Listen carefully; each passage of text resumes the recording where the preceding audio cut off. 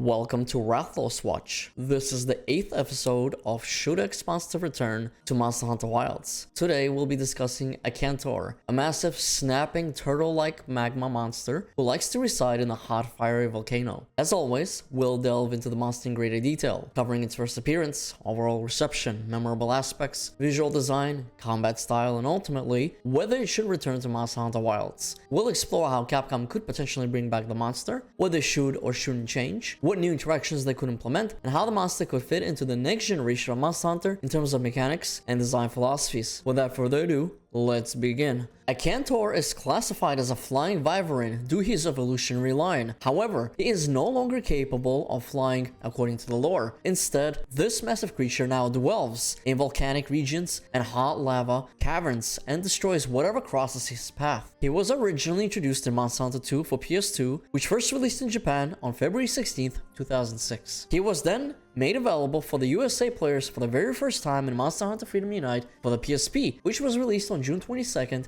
2009. He was also in Monster Hunter Portable 3rd, which was only released in Japan, Monster Hunter 4, Monster Hunter 4 Ultimate, Monster Hunter Generations, and Monster Hunter Generations Ultimate. He was entirely absent in the 5th generation of Monster Hunter, which includes Monster Hunter World, Iceborne, Monster Hunter Rise, and Sunbreak. In the official game's lore, in Monster Hunter Freedom Unite, the game describes him as the following: a wyvern truly wrapped in mystery, known to some as the Black God and to others as the Tyrant of Fire. This large and brutal creature is known to the guild simply as Akantor. Akantor can be encountered for the very first time in an urgent Hunter Rank 6 quest, Rise to the Summit, in the guild gathering hall of Monster Hunter Freedom Unite, or the Elder Feline 9-star quest in the village taking place in a map called Battleground, which is part of the volcano biome. It's up to the player when and where he or she decides to encounter him. The quest is obviously to slay him. Akantor only comes in at a whopping size of 3,049 centimeters, as he's considered to be more of a boss monster that you fight in a single zone. If hunters manage to slay Akantor in the guild gathering hall, then they will be able to proceed into the G-rank quests of the game, which are the most challenging hunts the game has to offer. He is essentially like a pre-end and game boss that you have to fight before the game opens up the last tier of challenges for you. It's worth noting that Akantor is weak to the dragon element and more weak to the thunder element when he is in rage mode. Akantor is mostly memorable for a variety of reasons. First of all, his visual design is outstanding. Akantor is a colossal wyvern with a resemblance to a snapping turtle, inhabiting areas filled with magma. It is characterized by its enormous reddish-black spikes and tough armored shell. Its limbs are equipped with large sharp claws, and a similar structure is present on its tail. One of the Akantor's most striking features, aside from its menacing spikes, is the pair of imposing tusks that extend nearly the entire length of its head. The underside of this creature is noticeably lighter in color with a tan hue, and lacks the dangerous spikes that cover the rest of its body. For a monster that dwells deep in the volcanic region, I think Capcom created an excellent visual design that stays true to the environment and its surroundings. The second reason why Akantor is so memorable is because of his combat style. He has quite the arsenal of attacks and abilities. His most devastating move is his charge that is kind of similar to Tigrex, which is notorious for most hunters' deaths. While it's not as fast as Tigrex, I'd argue it's much more dangerous and way more difficult to avoid due to how large Akantor is. Believe it or not, the trick is to be close to him before he charges, because otherwise he will auto-lock on you if you're far away and still nick you with a tip of his feet even if you're running at full speed. One thing I've noticed in Monster Hunter Freedom Unite is that it's a lot easier to avoid devastating charging attacks the closer you are to the monster. The reason why that is because the monster has way less time to turn towards you as they are charging. By the time they do that, you are already out of the way because you were so close to them to begin with. The strategy to fight Akantor was always to hang around his right in front of him, which would be the left side for the hunter. This way, you always have access to hitting his head, and he will never hit you with his tail. However, Akantor does have an ability where if you hang around too much on your right side in front of him, which is his left, he will perform a tail sweep that would basically always hit you due to how long it is. Hunters can break both of Akantor's tusks, his front and left claws, back, chest, and yes, you can cut the tail off if you are willing to commit to it. Akantor's main weak spot is his head. You can also hit his forelegs from time to time to stagger them and cause him to trip over and fall down for some extra damage. Although you have to be very careful when you are facing the front of Akantor, because from time to time he will also let out a sonic roar that will hit you for a ton of damage. However, if you are to his left or right when he's doing this, you can essentially get a ton of free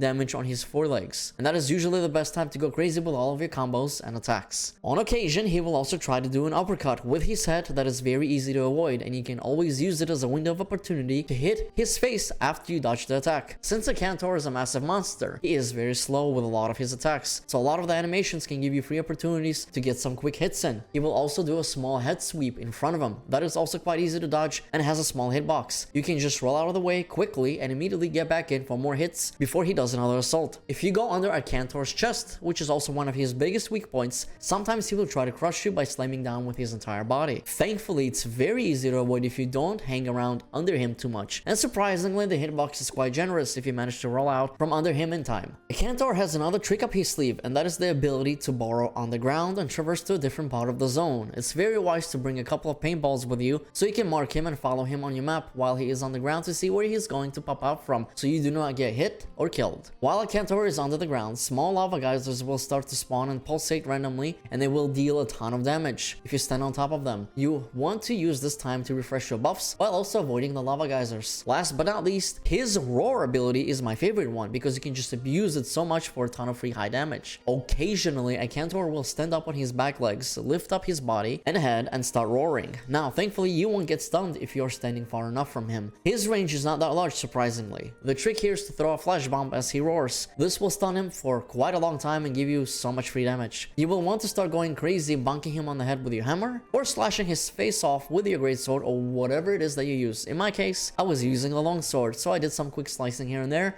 and it felt absolutely glorious. Try to bring as many flash bombs as you can. However, when he enrages and he does the roar, the flash bomb won't work, so only use it when he is in his regular state. One last thing worth noting is that when the quest starts, you immediately spawn in the zone where the fight starts, which means that you need to run around to be able to buff while trying to avoid his charges and other attacks. I kind of did not like this, but thankfully you can craft or buy a Farcaster and use it immediately when the quest starts to get back to the camp so you can buff yourself in peace before engaging Akantor. The reason why you need the Farcaster is because you simply cannot just walk back into the camp. The path to it is blocked off, so Farcaster is your only option. Depending on how good you are at hunting and the equipment you have, Akantor can take you anywhere from 30 minutes to fight or more. Considering how epic the fight is, it feels extremely satisfying to be able to finally kill him and carve him, especially if you chop off his tail. Akantor does not have any subspecies or any other variants in any of the generations. He is just a single badass monster that means business. Now that we've gone over Akantor's history, visual design, and the combat, it is time to answer the big question. Should he return to Monster Hunter Wilds? In my humble opinion, I would like to say yes, absolutely, and here are the reasons why. Firstly, Capcom has emphasized the living ecosystem in Monster Hunter Wilds, and it's already established that weather will play a crucial role in exploration and combat. Weather can change unexpectedly, significantly impacting the player's environment. The reoccurring sandstorms shown in the trailer seem particularly dangerous, as they have the potential to severely limit the player's visibility. Now, let's assume that Akantor does return to Monster Hunter Wilds, and there is a volcanic region where he slumbers. But what happens when he wakes up and the land starts to tremble and magma with lava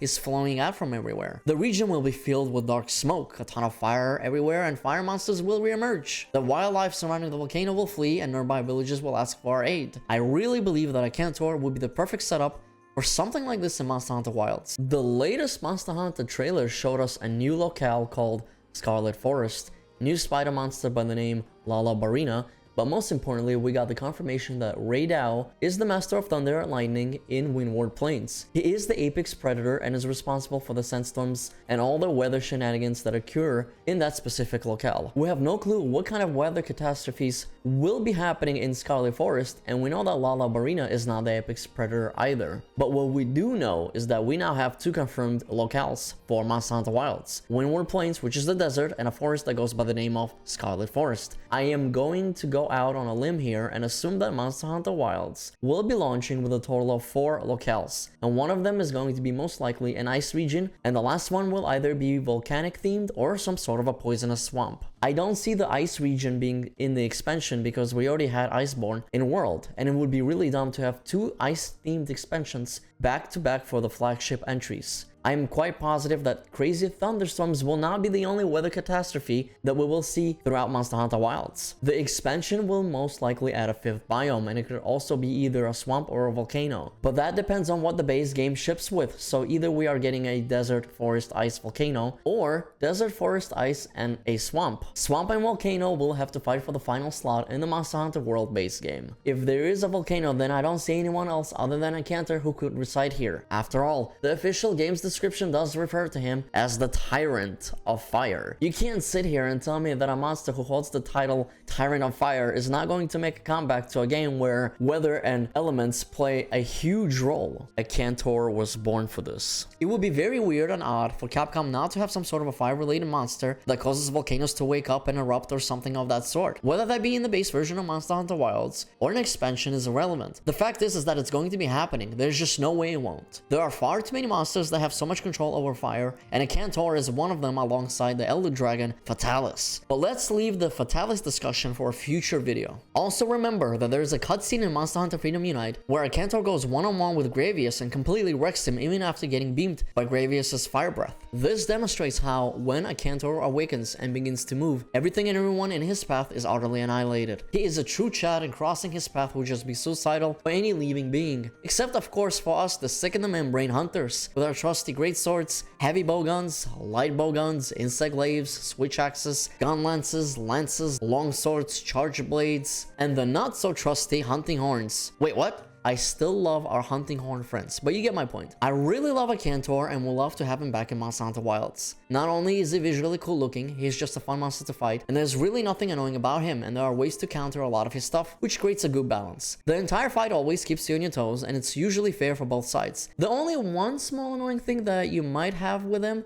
is that sometimes he decides to charge you multiple times in a row, especially when he's in rage mode, but that's about it. Now, can you imagine how glorious it would look like in the new RE engine with all the updated visual fidelity, including much higher polygon count, animations, and new textures? Oh man, I can only dream. Akantor has an amazing opportunity to make a big hot magma splash in Monster Hunter Wilds, in my opinion. Fellow hunters, what do you think about Akantor coming back to Monster Hunter Wilds? Do you see him fitting in any shape or form? Are you hoping to see some sort of a volcanic biome? What are your expectations for fire-based monsters? I hope you enjoyed the 8th episode of Shoot Monster Return to Monster Hunter Wilds. Thank you for watching. If you enjoyed this video, make sure to hit like and subscribe with notifications turned on. Peace out and happy hunting.